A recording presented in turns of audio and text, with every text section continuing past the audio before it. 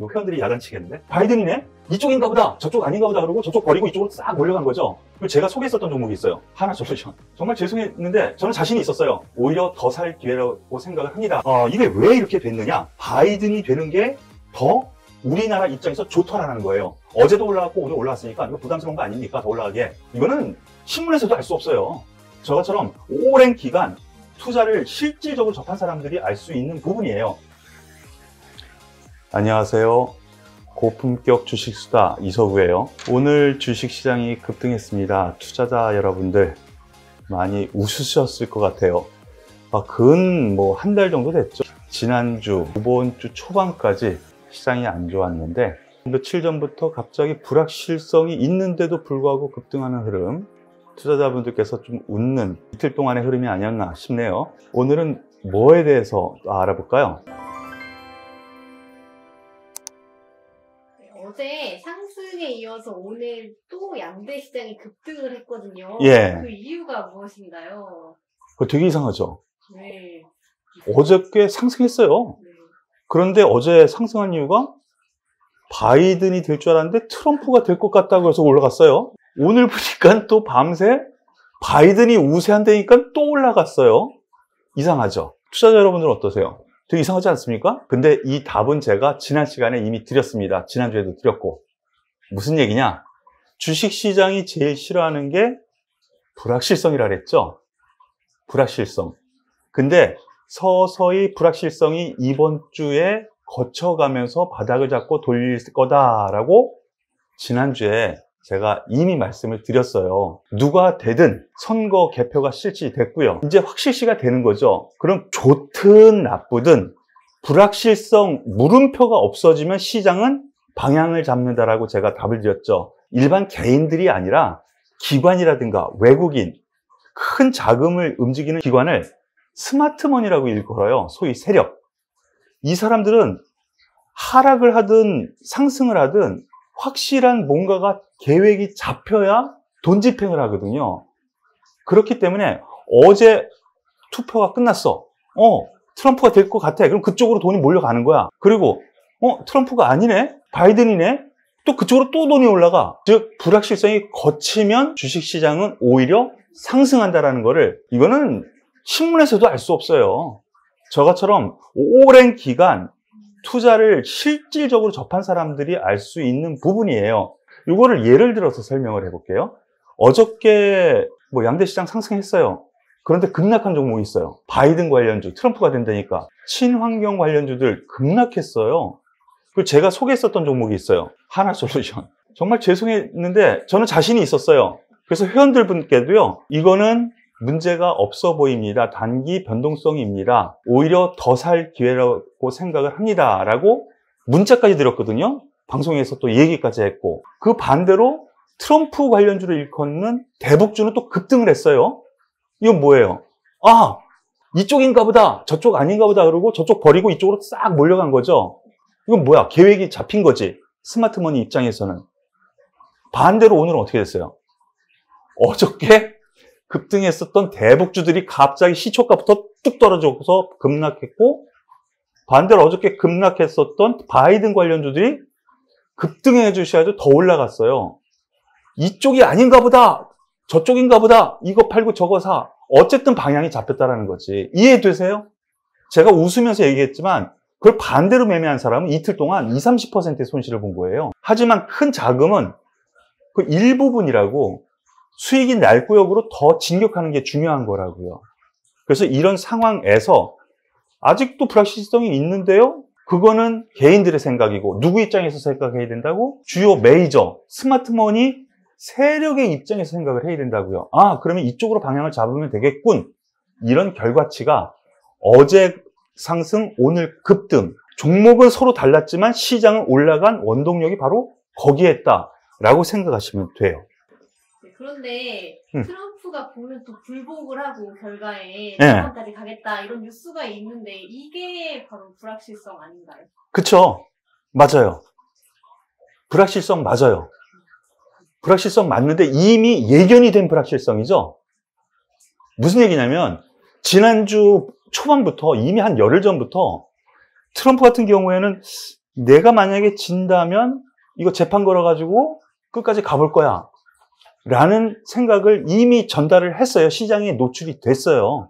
즉 뉴스화가 됐다라는 것이지, 이거는 그래서 불확실성이기는 하지만 어느 정도 노출된 흐름이고요. 그리고 과거 사례도 한번 있었기 때문에 이미 큰 자금을 움직이는 사람들은 학습 효과라고 알죠. 과거에 이랬을 때 이러이러하더라.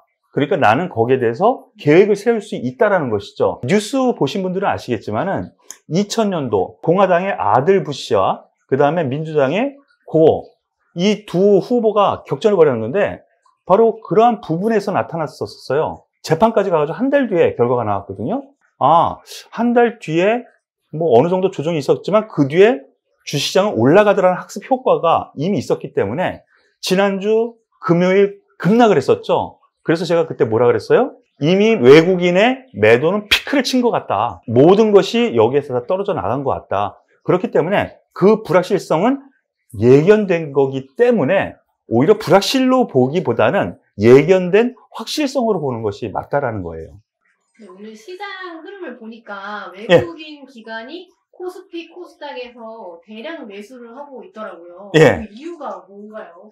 좀 이상하죠. 그동안 뭐 해외 시장 좋고 뭐 코로나 줄어들 때도 외국인 같은 거 계속 매도를 했고 우리나라 기관도 계속 매도를 했었는데 오늘 특히 엄청난 매수를 했어요. 수급 동향 잠깐만 보면서 얘기를 해볼게요. 결론적으로 외국인이 1조 1000억 거래소, 즉 코스피에서 1조 1300억을 매수를 했고요. 기관 같은 경우에는 나름대로 엄청나죠. 4850억, 그리고 코스닥에서는 외국인이 2500억, 기관이 1400억 정도 매수를 했어요. 이거 다 합하면은 2조 원 가까이 되는데 엄청난 매수죠. 오랜만에 있었던 일이에요. 거기다가 선물, 지금 7,800억 정도 매수가 들어왔는데 동시효과에서 이제 정리를 해서 그런데 막판 직전까지는 1조 2천억까지 선물을 매수했거든요. 선물 1조 2천억이라는 거는 거래소 주식으로 생각하면은 최소 3배 이상을 쳐줘요. 그러면 엄청난 매수의 양이라고 볼 수 있는 거죠. 3조 이상 매수를 했다고 볼 수가 있는 거예요. 주식으로 따지면. 레버리지 효과라고 하죠. 이게 왜 이렇게 됐느냐? 바이든이 되는 게 더 우리나라 입장에서 좋더라는 거예요. 트럼프가 대통령이었을 때 가장 심하게 굴었던 게 뭐죠? 무역 규제죠. 중국 무역 규제, 그리고 기업 규제도 하고 뭐 별거 다 있잖아요. 그래서 피해를 입었었던 게 중국이기도 하지만 중국에 우리나라 수출하는 입장에서는 우리나라도 어느 정도는 피해를 봤다라고 봐야죠. 그런 점에서 봤을 때 민주당, 특히 이 바이든 후보 같은 경우에는 정치 철학이나 공학에서 외교적으로 다자주의를 표방을 해요. 그리고 무역 관련해 가지고는 트럼프보다 훨씬 더 개선되겠죠. 독불 장군 아닌 민주당의 이 바이든 후보 같은 경우에는. 그래서 우리나라 입장에서는 수출 의존도, 특히나 중국에서 좀 많이 규제되었었던 부분이 더 활성화가 된다라는 입장. 그리고 미국에서 또 관세 엄청 때렸죠, 트럼프가. 관세 부분도 어느 정도 조정이 될 거다. 그럼 누가 혜택을 입어? 수출을 많이 하는 국가 혜택을 입어. 이렇게 생각이 된다라는 거죠. 그렇다면 우리나라 이러한 구조하에서는 긍정적이다. 그러면 뭘 사야 되겠어요? 주식 사야죠. 우리나라 좋을 거면. 그리고 앞으로 더 좋을 거면 선물을 살 거고. 그래서 오늘 이렇게 코스피, 코스닥, 선물 다 매수를 하는 이런 형태가 나타났다라고 보면 돼요. 네, 지난 시간에 네. 뉴스에 팔아라라는 주식 격언이 기억이 나는데 바이든이 승리한다는 뉴스로 오늘 급등한 관련주들 있잖아요. 네.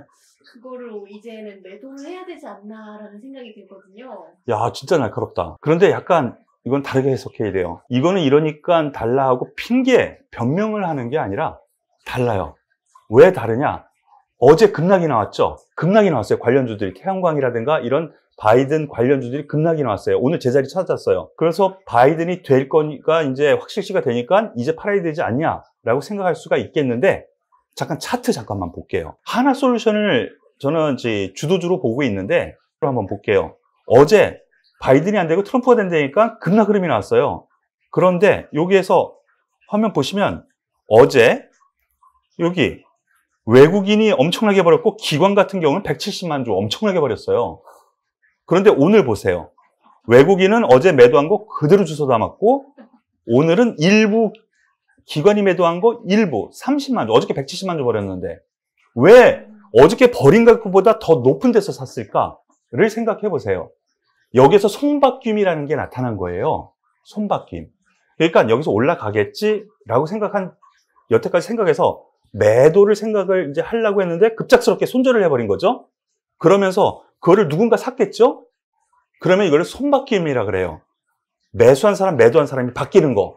그러면은 여기서부터 새로운 시세의 시작일 수 있다는 것이죠. 뉴스에서 한번 볼게요. 오늘 뉴스입니다.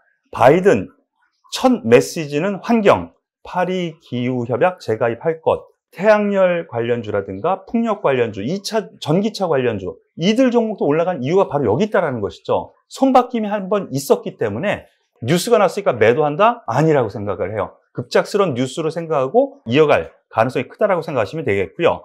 그리고 또 하나 보죠. 바이든표 그린 뉴딜, 즉 바이든이 이미 공약한 그린 뉴딜이요. 미국 과학계 화두로 지금 갑자기 대두가 되고 있는데 한국 기업 진출기에 열린다라는 뉴스가 이제 나오기 시작해요. 뭐 제가 얘기한 하나솔루션 같은 경우는 이미 하나큐셀이라고 해서 미국에서 사업 발판을 이미 마련한 기업이거든. 그 이외에 다른 종목군들 많이 있죠. 예, 관련 종목들 태양광, 풍력, 2차전지 관련주들이 있는데 이들 종목들 뉴스에 팔아라. 여기와는 맥락이 다르다라는 거. 그래서 오히려 저가 매수가 필요한 시점, 분할 매수라고 결론 지어서 말씀드릴게요. 예, 그동안 하락에 의해서 많이 힘들으셨을 거예요. 하지만 불확실성, 같이 공부하고 그러니까 혹시 좀 용기가 생기지 않으셨나요? 잘 견디신 분들, 그리고 우리 가족분들 같은 경우에는 오늘 그리고 어제의 상승을 만끽하면서 오히려 그동안 만약에 손실을 보셨다면 플러스로 오늘 다 돌려놓으셨을 것 같아요. 많은 도움이 되시지 않았나 저는 생각하는데 여러분들의 의견은 어떤가 모르겠습니다. 도움이 되셨다면 좋아요 그리고 구독 눌러주는 거 잊지 마시고요. 다음 주에 또 뵐게요.